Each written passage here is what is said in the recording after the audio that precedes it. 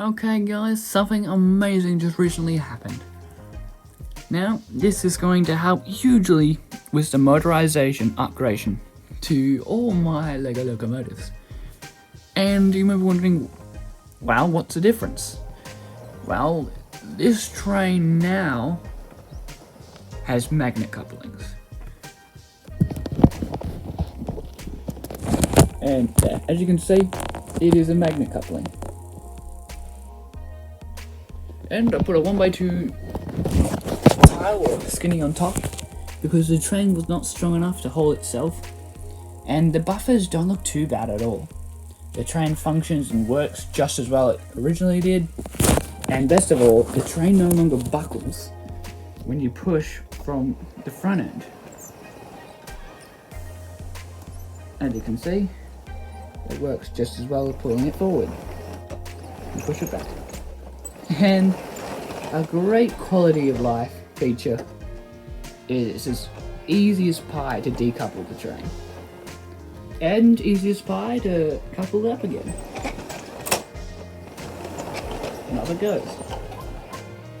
It's an awesome quality of life feature that has to go on all my LEGO trains now, which is gonna take a lot of doing. Now the T-Class, you see the coupling at the front? Well, I'm not going to add a coupling there because it's going to have buffers at the front end. Yeah, that's just going to look bizarre. So it's just going to be the back that's going to have the coupling. And besides, even the original T-Class coupling was not designed to be attached from the front. What happened was R711, S303, J-Class, N-Class. N-Class will look pretty bizarre with buffers at the front too, so you have to trim off the buffers if that's possible. And A296, Heavy Harry may potentially even function better, A66, and possibly even the E2 tank engine. So yeah, there's a lot of work to be done, but this is one step forward to what could potentially be something amazing. But yeah, the train functions just as well as it originally did.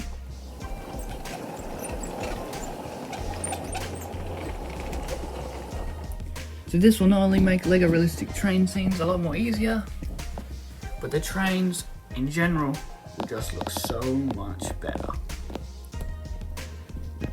So yeah, there you have it. That is the update of what's been happening with my LEGO trains. And also the motorizing plans I will add to this video as well. But that's one step forward and one step closer to motorization.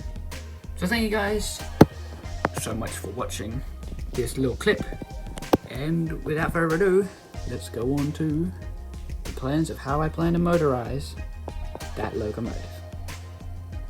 Let's go. Okay guys, so this is what I mean by motorizing the R-Class locomotive. Now as you can see right here, you can see that I've done a little bit of gearing work. And that's actually how big the drive wheels are going to be on the real R-Class, because these are the smaller wheels obviously. But you can see how I did some of the gearing in that. And hopefully they'll gear it down, because at the moment it spins way too fast and that would derail the locomotive pretty quickly. And also the magnet coupling, I've decided I'm going to add that to basically all my trains. So yeah. But yeah, that's what I mean by potentially motorizing the R-Class in the future.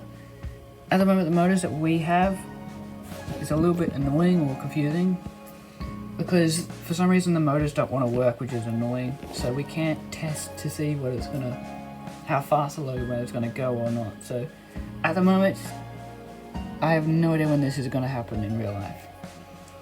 But yeah, hopefully, eventually, we'll get them in the R-Class locomotive.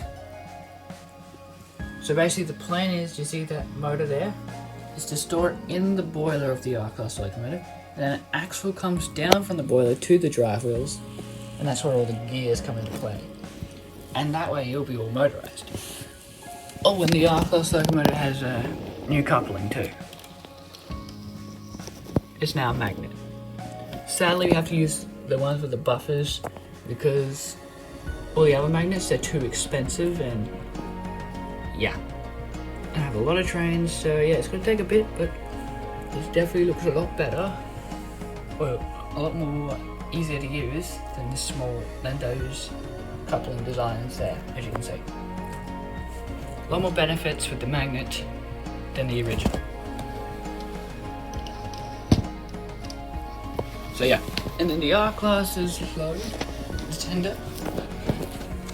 You can see I coupled up the tender with a magnet coupling, and I put a 1x2 skinny in black, which you probably can't see very well, but went on top of that coupling. And I pushed in the couplings one stud closer so the buffers aren't sticking out so far past the frame of the carriage. And I managed to get another one so I could attach the blue passenger as well. And it works fantastic. So yeah. Also, I'm trying to not make this video too long, since my iPad storage hasn't got much storage left. I'm trying to fix it, but for now, it's really unknown at this point how long I can make my videos now. But yeah, there you go. And that's that. And of course, comparison with the old coupling design, which is a lot more harder to couple. And one of the main issues I have with this is it buckles. So you can see it buckles, like, if I can get that. Oh, never mind, I put the stoppers on. Okay, the stoppers are on, but without the stoppers, these would push into each other and they'll buckle. That way, when they went around the corners, it would derail the train, because it's not a smooth rotation.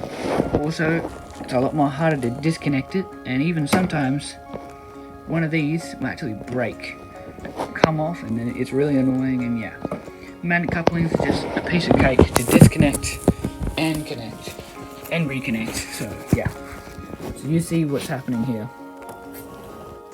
Clearly, magnet couplings are the winners. Much easier. So yeah, expect to see some more magnet couplings in the future for my whole railway. So yeah, there you have it. That's just a quick recap on what I have plans for the future of my LEGO trains. And it's already in progression, as you can see. But hopefully, the motors won't be too far away. But I could be wrong. Nothing new with the General Lee at the moment. Still haven't designed that engine. And more mini Victorian Railway trains hopefully will come later in the future too. So, I hope you guys enjoyed this little quick recap on what's been happening with the LEGO trains. And yeah. I hope to see you guys all next time. Bye!